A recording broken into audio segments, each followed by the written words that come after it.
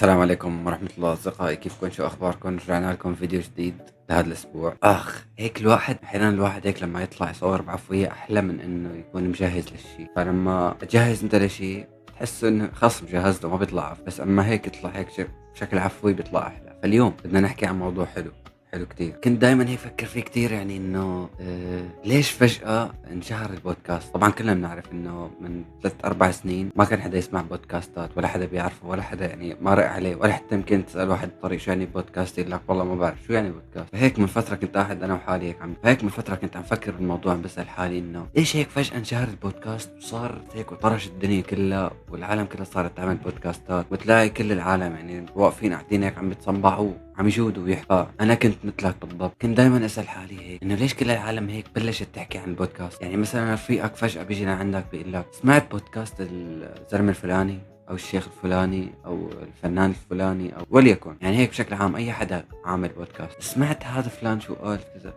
نحن بنعرف من زمان مقابلات، بس كانت هيك مقابلات هيك يحطوا اسئله تمام عاديه كذا كذا كذا كذا كذا، يعني ما كان كثير العالم تتفصحن. فلما طلعت فكرة البودكاست يعني هيك صارت العالم انه عند الاحساس الملهم والحس التبشيري صار كل حدا فيك جواته زلمه مفلسف بده يطلع يتفلسف يحكي. طبعا انا ما بقصد اي حدا بكلامي ابدا، بس هيك عم بحكي بشكل عام. ممكن انا محتوى خارج الوطن العربي. فبصراحة أنا بعد ما شفت هالظاهرة هاي قلت يعني مو معقول، أكيد هيك في سر ورا هالموضوع. حبيت اكتشف شو هو هذا السر، يعني هيك صرت بحث. بعد ما دورت شوي اكتشفت ان الموضوع مو بس مجرد ترند عابر، كان في شيء اعمق. فبلشت رحلة البحث، فتت على مواقع، على احصائيات، قرأت مقالات من اكبر المنصات، ورجعت حتى لبدايات البودكاست لقبل 20 سنة. يعني بس هيك كان فضولي هيك وصلني لدرجة بس بدي أعرف ليش هذا النوع من المحتوى انشهر فجأة.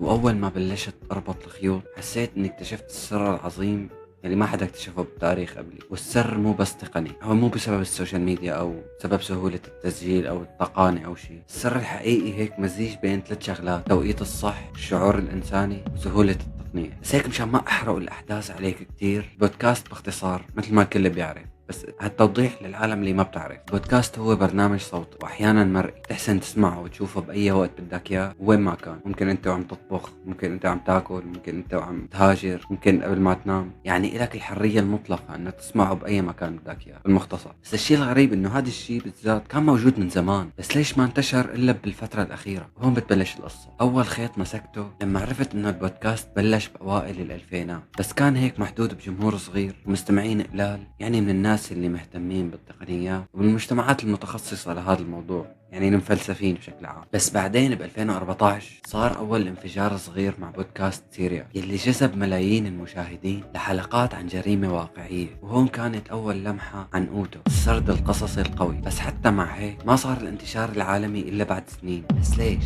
هون بتجي نقطة التحول يلي ما حدا كان متوقعها أبدا. تذكر من كم سنة لما هيك صار في شغلة وحبست العالم كلها ببيوتها وصارت ما تحسن تطلع من البيت أبدا لمدة سنة أو سنة. ليش كانت؟ والله أنا بتذكر كنت على قيد الحياة لما صارت هالشغلة، بس الذاكرة بتخون. العالم كله انحبس بالبيت، والناس هيك صار عنده وقت فراغ كبير، وصارت تبحث عن طرق للتسلية وبنفس الوقت للتعلم، تطوير الذات بنفس الوقت. البودكاست كان الحل المثالي، محتوى ضخم ومجاني ومتنوع، بخليك تحس انك عم تحكي مع حدا حتى لو كنت لحالك. بس كمان ما بدي اياك تبسط الموضوع كتير تقول هذا هو السبب الكورونا خلص يلا نسكر الفيديو. لا حجي وقف، هي حجي وقف.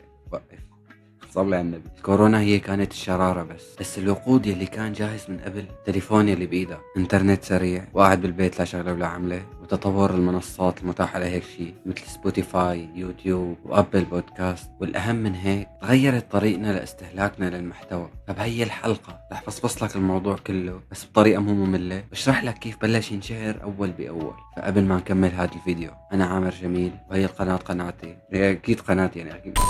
هي القناة مختصة بالمجال القصصي زي ما كنت بتعرف، بس مو قصصي يعني هيك بشكل ممل، لا يعني هيك أي شيء، أي موضوع هيك بيخطر ببالي هيك بدي أعرف شو جوابه، فبروح بجيب الجواب بس بشاركه مع الكل. عرفت شلون؟ هاي القناة قدامك، فيك تفتح القناة وتشوف الفيديوهات، تعمل هيك نظرة عامة على القناة. إذا عجبتك اشترك بالقناة، فعل زر الجرس مشان توصلك الفيديوهات أول بأول.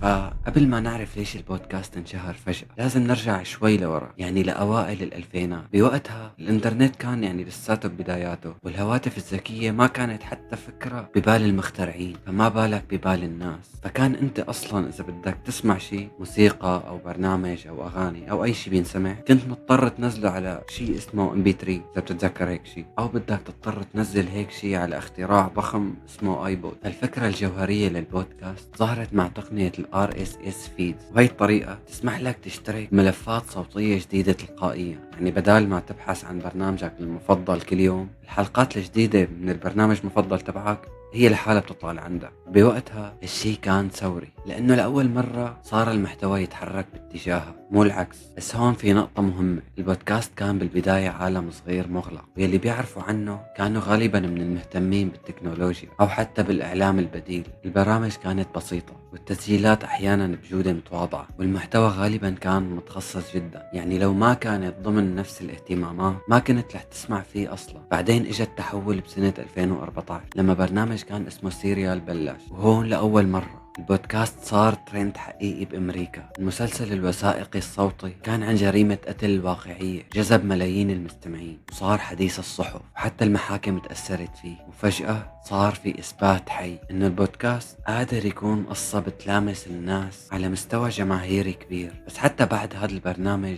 ما شفنا هذا الانفجار اللي عم نحكي عليه اليوم. بس ليش؟ لأنه البنية التحتية ما كانت لسه جاهزة. يعني بسنة 2014 الإنترنت المحمول كان أصلا بطيء، وأسعار البيانات كانت أغلى، والموبايلات ما كانت بهالانتشار الفظيع يلي نحن فيه اليوم. فوق هيك المنصات كانت متفرقة، وما كان في مكان واحد يجمع كل هاي الشغلات بسهولة للمستخدم العادي. لهيك البودكاست ضل محصور بفئة معينة، طلاب الجامعات، المهتمين بالعلم الذاتي، عشاق القصص الوثائقية، أو الناس اللي بتحب تسمع حوارات طويلة. فبينما كان العالم التكنولوجي عم يتطور، البودكاست ضل عم يبني أساساته بهدوء، برامج أكتر، صناع محتوى أكتر، تحسن ملحوظ بالجودة. كأنه كل هالعوامل كانت هيك عم تتجمع وتتحضر ليوم الانفجار. وبالفعل لما اجتمع الظرف المناسب مع التقنية الجاهزة صار اللي صار. فجأة العالم كله وقف، شوارع فاضية، طيارات كلها على الأرض، ناس محبوسة ببيوتها. يعني حتى أقرب الأقارب والأصدقاء إذا بدك تشوفهم كنت تشوفهم بس عن طريق التليفون. كان في شعور غريب بالوحدة، وكان في فراغ كبير صعب إنك تمليه، وملل فظيع. وهون البودكاست دخل على الخط كأنه هو الحل السحري. بس ليش يعني انه بهالفترة بالذات؟ لأن البودكاست بالأساس كان قائم على الصحبة الصوتية. انت ما عم تسمع مجرد معلومات أو أخبار، انت عم تسمع أصوات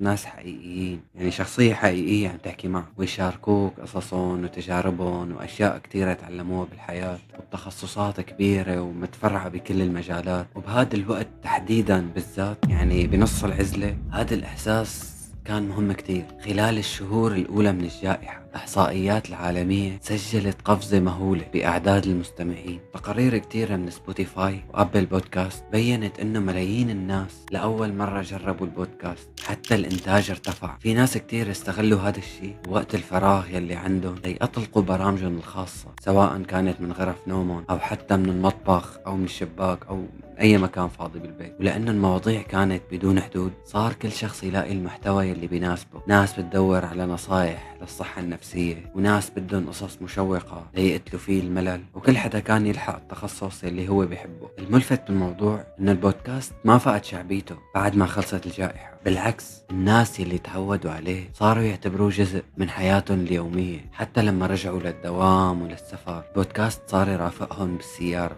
بالمشي وبالتمارين. هذا الشيء صار أشبه بإنك عم تتعلم مهارة بوقت فراغك، إذا حبيتها ما رح تتركها. وهذا الشيء بالضبط يلي صار. وكمان في سبب تاني خلى الناس تتمسك أكتر بالبودكاست، يعني حتى بعد ما رجعت الحياة الطبيعية ظلت الناس عم تتسمع عليه. والسبب هو الراحة وسهولة الاستخدام. في هذا الزمن يلي نحن فيه صاير الكل عم يحكي عن الوقت وكأنه هو الذهب الجديد. يومك بيكون كتير مزدحم ومعجوب من أول ما تفتح عيونك لآخر لحظة قبل ما تنام. يعني الشغل، المواصلات، الأشياء اللي عندك إياها بيومك، يعني حتى وقت الراحة صار محدود. هون بيجي سر قوة البودكاست، إنه ما بيطلب منك توقف حياتك مشان تسمع، بعكس الفيديوهات العادية والفلوجات والمقابلات المسلسلات والأفلام وهي الأشياء يلي بتحتاج لتركيز بصري. البودكاست بتشغل بالخلفية وانت عم تعمل أي شيء تاني. فهي هي المرونة يلي فتحت الأبواب لشرايح كتير من الناس، إنه ما عاد في حجة ما عندي وقت، لأنه الحقيقة ما حدا صار يخصص وقت خاص للبودكاست. فهي هي خلاص الموضوع كله. فأعترض دمري خلاص يعني. وأخيرا يعني عملت لكم هذا الموضوع وشاركته معكم، وإذا عجبك هذا الفيديو اشترك بالقناة وحط لايك مشان تساعدنا على الانتشار. يعني إذا حبيت أنت شغلة مو بس ضروري أنت تحبها، لازم تخلي الكوكب كله يحبها. دعمك بيهمنا. السلام عليكم ورحمة الله وبركاته، بنشوفكم في فيديو جديد. استعمل.